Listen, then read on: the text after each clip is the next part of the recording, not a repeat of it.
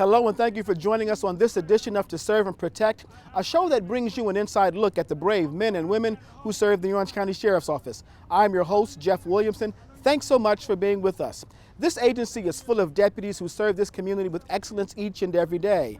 Most brand new deputies come from the Criminal Justice Institute at Valencia Community College, an institution with a reputation for training new recruits with the best of the best. Meet Orange County Sheriff's Office recruit Wendy Fernandez. Stop resisting! Hit him! Stop resisting! She is in the police academy at the Criminal Justice Institute at Valencia Community College. She learned quickly it wasn't what she thought. You know, when you sign up, there's no way to prepare yourself for once you're actually here. You know, you get your physical requirements, you should be able to do this and this, and you can do all that. When you get here, it's a totally different ball game. A ball game that is experienced by dozens of Orange County Sheriff's Office recruits who come through the academy each year. Most recruits show up green and inexperienced and are surprised by the rigorous nature of what is expected. The experience is difficult, and recruits must enter the law enforcement academy at Valencia Community College with at least minimum requirements. Physically, we want them to be able to run a mile and a half in 18 minutes or less, and that's a minimum standard. 25 four-count push-ups, 25 four-count crunches, yeah, and be able to hold up their body weight and to perform the basic fundamental physical fitness test, which is push-ups, sit-ups, or crunches, a sprints, a vertical leap. And they've got to minimum be in that standard. If they're not at that standard, then they're going to fail. They're not going to make it. Also, we wanted to make sure that when they get out there on the firing range, they actually are firing real weapons and real rounds. We're also making sure that they get into as much hands-on and live interactions that we possibly can give them. We have a strong defensive tactics component as well, and we make sure that we try, absence of a crime, we try to make sure we enact everything that they possibly will come across. The overall goal of the academy is simple: to produce the best law enforcement officers in Florida, if not the country. Our goal here is to provide the highest level of technical skill for the recruit and to get them mentally and physically prepared for their job in society, whether it's law enforcement or corrections. We want them to walk out of here with a high skill level, with a very wide and vast knowledge level for their profession, and we want them to be able to serve the Central Florida community unlike any law enforcement or corrections officer in the state. We want them to be the best, and they leave here the best. The goal of making a well-trained recruit is broken into two components: physical and mental. Both are needed to produce a successful deputy or officer. But before the molding can take place, instructors must get recruits to understand that law enforcement requires a change in thinking. We hope to promote a lifestyle change here. A lot of people come into law enforcement or corrections, they really don't know much about the profession. They come here, they get the basics, but we want to give them the technical skills and promote physical and mental well-being. When they leave here, they're ready for the tough world they got to face, and that's what our instructors do here. They also instill in the recruits something that is at the heart of law enforcement and that is required by the citizens whom they will serve: honor and valor. First day here, and even when I do orientation with them, I talk to them about, number one, truthfulness. You cannot be a police officer and be dishonest, and we beat that into them because you're of no use to society if you don't tell the truth. So integrity is number one. They're not going to get through the academy unless they have work ethic, and they're not going to be of any use to the agency without work ethic, so we instill work ethic in them. The academy is very demanding. It's very difficult.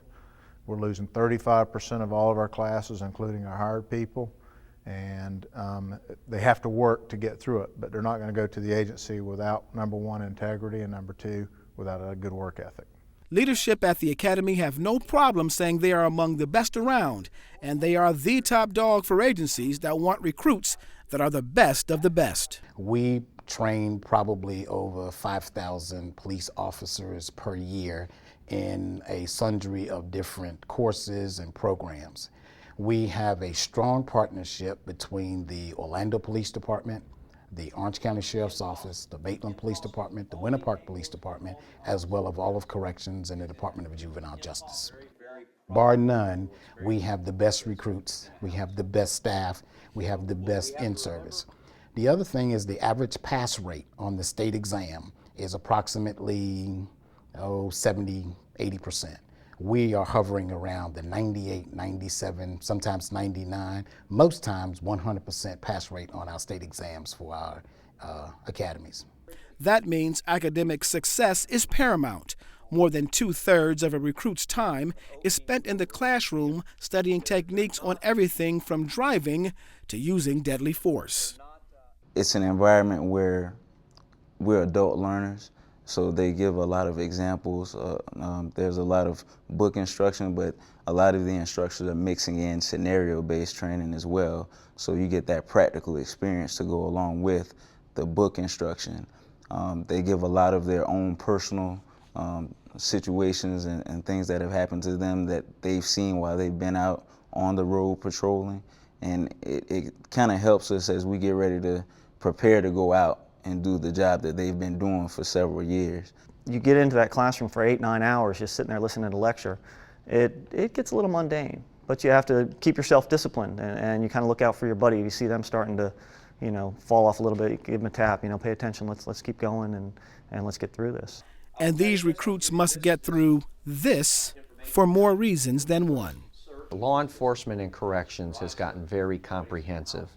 And what I mean by that is the liability issues, the legal issues, strictly the administration of criminal justice, law enforcement, and corrections. So we put them through, depending on what course they're in, whether it's corrections or law enforcement, we put them through a rigorous academic exercise here, so when they leave here, they can score very high on the state exam. We have a very high pass rate, first-time pass rate here at Valencia, one of the highest in the state. So we prepare them well for that, but not only that, we want them to go into their organizations, into society, into their service area, and make very sound academic decisions when it comes to the profession they're in.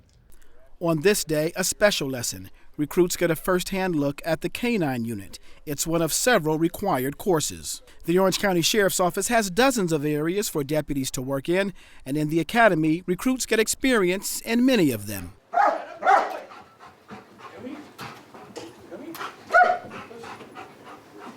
Bad guy, come out, I'm sitting in the dog. No. Come out now. For what? Come on, man. Oh, get him on. Get him on. Get him on. Get him on. Oh, get him on. Oh, get him out of there. Good boy. Got him, boy. It's a great experience. It's an experience that I find myself having to challenge myself to study on your own. And I think that's one of the things they're instilling in us. It's a manner of no one's going to be there to push you to get the knowledge. You have to be disciplined enough to sit down when you get home in the evening and you want to spend time with your kids, your wives or your husbands. You have to be disciplined enough to, babe, I need to study right now. I need to take these hour and a half, or it may be 30 minutes. It may be all you can get, but those minutes wind up helping you in the long run. The hours are indeed long, and the course of study is not easy. But what makes up for it all are quality instructors who have been out there on the streets, making arrests and performing the investigations. It is these well-trained individuals who are the heart and the soul of the police academy. Recruits are under heavy scrutiny from the day they walk into the police academy. The way they walk, talk, think, their body posture, placement of hands, level of respect, and general demeanor are all analyzed and, if need be, broken down and corrected. The biggest challenge is discipline. Many of the recruits that we see come in here that do not have some sort of military background of some sort, maybe they haven't been brought up in a military background. We see them lacking the discipline as to the yes sirs and the no ma'ams. Be able to stand at attention for longer periods of time, the attention to detail as far as their appearance in a uniform, that type of discipline, being places on time when they're required to be here on time. consistently following the rules as they're set forth in the academy. That's the biggest part, the challenge and the wake-up call that we see for new recruits coming here to the academy. The first lessons they learn is that it's all for one and one for all, and instructors will do whatever it takes to send that message home. Physical training also helps, where we'll come in and if we have a problem with a class acting up or not following the rules as a whole, or one person shows up late for the day, or one person's uniform is out of line for the day, then everyone pays. At presence, if you do not look your best, people will not treat you with the respect that you deserve. Push-up position. Make it work. 1, 2. That's how it is in the public eye. One officer can make one agency look rather bad in the limelight. So we instill that here. If one person messes up, everybody messes up, and we'll handle it through physical training. And that's why instructors are so tough, so unrelenting. They are sending a message to recruits that it's all about personal responsibility, about being a committee of one that looks after the needs of all, and that it's not about being black or white or Hispanic. It's not about being male or female. It's about looking after each other's back and being part of a team. You know, they're not going to get along with everybody, but they will respect each other's authority, respect each other as a person, and to learn that while you may have differences on a personal level, when you come through the doors here, it is work.